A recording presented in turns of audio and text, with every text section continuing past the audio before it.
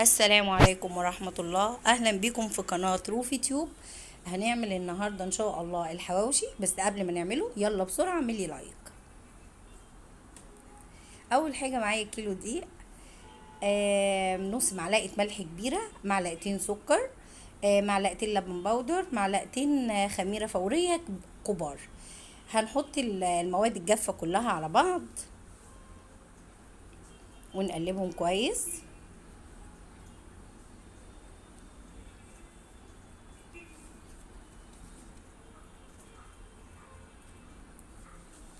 ابدا بقى احط السوائل.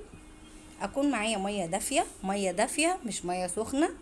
ونسيت اقول لكم اني انا كنت حطيت نص كوبايه زيت. نعجن بقى العجين كويس.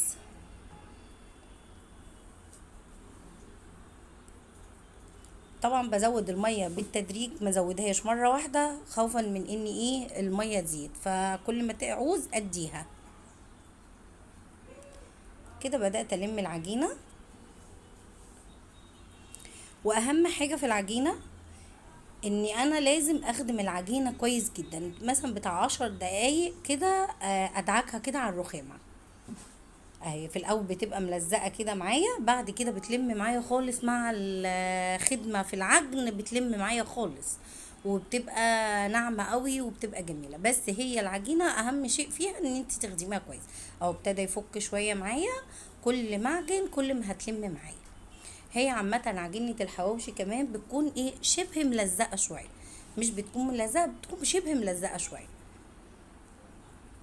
اعجن فيها بقى كده كويس لحد ما احس ان هي بقت تمام قوي معايا. وزي ما قلت لكم لازم المية بالتدريج، ما احطش المية مرة واحدة وتكون المية دافية، ما تكونش المية سخنة. اعجن كده، كل ما اعجن كل ما بتلم وكل ما العجين يتشال من ايدي. زي ما انتوا شايفين اهو، ابتدت تتشال خالص من ايدي، بدأت تتلزق الا حاجة يا دوب خفيفة. اسيبها بقى تخمر كده. طبعا الجو طول ما هو سخن بتخمر بسرعة، فنسيبها في مكان دافي كده ونغطيها بالاسترتش او باي فوطة نظيفة عندي. هنا دهنت بس كده زيت علشان خاطر الوش ما ينشفش.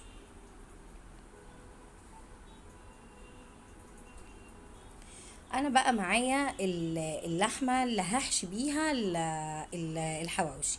ده كيلو لحمة، عليه نص كيلو بصل مفروم ناعم، مقطعة فلفل رومي، ومقطعة طماطمية صغيرة بس مقطعاها مش فرماها، لان لو فرمتها هتنزل مية بضطر احط معلقة طحينة. هنا معايا فلفل رومي وفلفل حامي. بحط بقى القرفة، بحط السبع بهارات. ده نص معلقة كده صغيرة اللي هي كبيبة صيني، وفلفل اسود، شطة طبعا، برضو حسب اللي بيحب سبايسي زيادة قليل. الملح بقى، الملح طبعا كل واحد حسب احتياجه الشخصي. وبحط بتاع فصين توم صغيرين كده او وسط يعني. ابدأ بقى ادعك اللحمة كويس جدا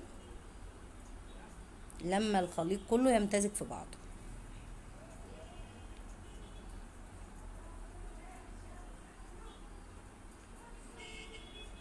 دي قشرة طماطم لقيتها رميتها طبعا.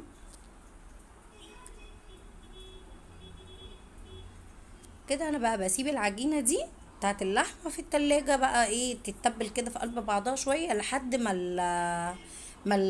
العجين يختمر.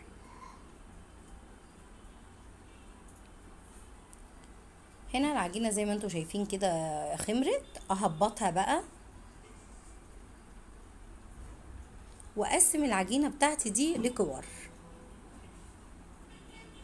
ادهن الاول الرخامة زيت عشان يسهل عليا الفرد، زي ما انتوا شايفين. ابدأ بقى اقسم العجينة زي ما قلت لكم كور.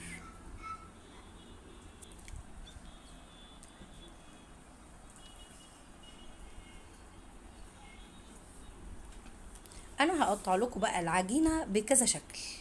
عشان في اللي بيحبها رقين فوق بعض، في اللي بيحبها نص دايرة كده، في اللي بيحبها رق واحد. فهعملها لكم بثلاث اشكال عشان كل واحد وايه واللي يحب. هنا قطعتها كده، بغطي بقى العجين ده عشان ما ينشفش، وابدا بقى اسحب اول واحده اخدتها. زي ما انتوا شايفين كده، بفرد اليدوب شويه، واخد العجينه بتاعه اللحمه والمها كده، ايه بيقولوا زي البقجه، المها كوره كده. زي ما انتوا شايفين كده لميتها كوره. ده طبعا هي كده مش متقطعه، دي فتافيت بصل. بحطها زي ما هي في قلب الصينيه اللي هخبزها فيها، ما فردهاش دلوقتي. اديني هعمل معاكم واحده تاني اهو. لميتها، المها كده، ولو في زيادات وخلي بالي ما ترقش مني عشان لما اجي افردها ما يتقطعش الرغيف، ما يتقطعش. اسيبها كده ترتاح. بعمل الكميه اللي انا عايزاها واركنها وافردها في الاخر. ده بقى هعمله بشكل تاني، بفرده رغيف عادي خالص. طبعا ما اكونش متخناه علشان انا مش عايزه لا اكتر كميه اللحمه ولا اتخن العيش. ليه؟ لما هتخن كميه اللحمه هيطلع لي عامل زي البرجر، ولما اتخن العيش هي كاني قيصر بقى كده. لا، انا عايزه احس ان انا باكل حواوشي في عيش. فما برقق الرغيف كده زي ما انتوا شايفين، وافرد الكميه العجينه بتاعه اللحمه برضو رق، مش تخين قوي، وبيطلع مظبوط جدا. لان لما بيتخن قوي الصراحه مش بيبقى حواوشي.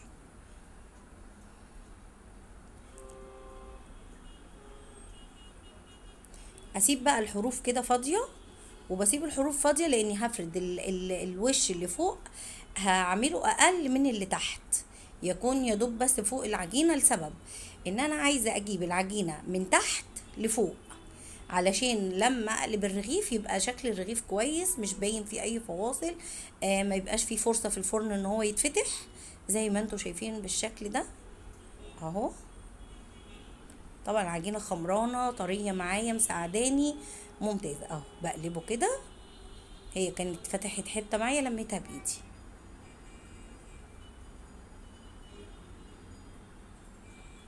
اعمل معاكم واحد كمان. طول ما العجينه خمرانه حلو ومستريحه بتبقى معاكي مساعداكي وبتفرد معاكي بسهوله، بتبقى جميله. كمان الكوره اللي انا هلمها واحط فيها العجين مره واحده بتكون اكبر شويه من اللي انا هعملهم وشين على بعض. زي ما انتوا شايفين كده، فردت العجينه وبسيب الحروف من بره. افرد العجينه التانية اللي هحطها على الوش، ما انساش ان هي تكون اقل من اللي تحت شويه.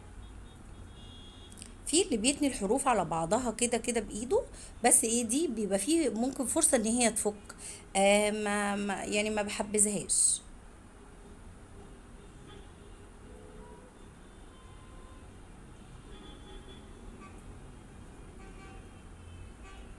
كده بقى بتبقى مضمونه، ولما بقلب الرغيف كمان ما بيبانش اي حاجه خالص، وبيبقى شكله حلو قوي.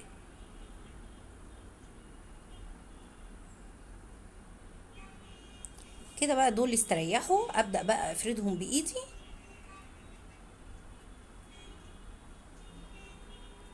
هما كانوا المفروض يقعدوا وقت اطول من كده شويه كمان، بس انا عشان ايه التصوير مستعجله.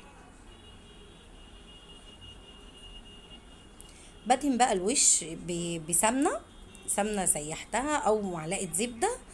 بحب ادهنه احسن من الزيت. ارش بقى هنا حبه البركه،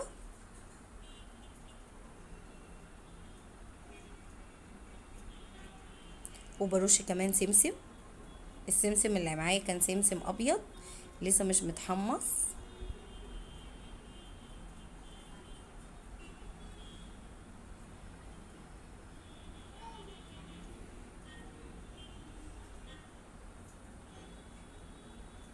وادخله بقى الفرن ويكون متسخن من الاول على درجة حرارة 200. هنا بقى اعمل لكم شكل تالت، بفرده دايرة كبيرة كده شوية. تمام.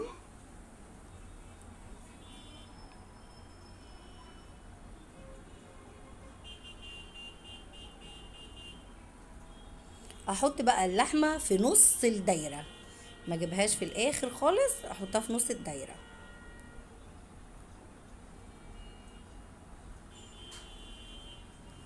كل واحد بقى بيعمل طبعا الحاجه اللي مريحاه واللي بتبقى اسهل بالنسبه له والاظرف.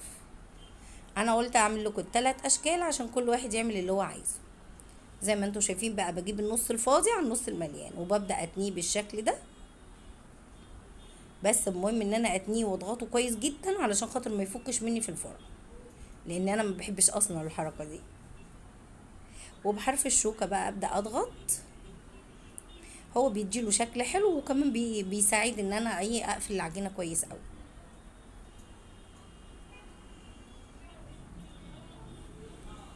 احط وادهن برضو الوش وارش عليه حبه البركه والسمسم.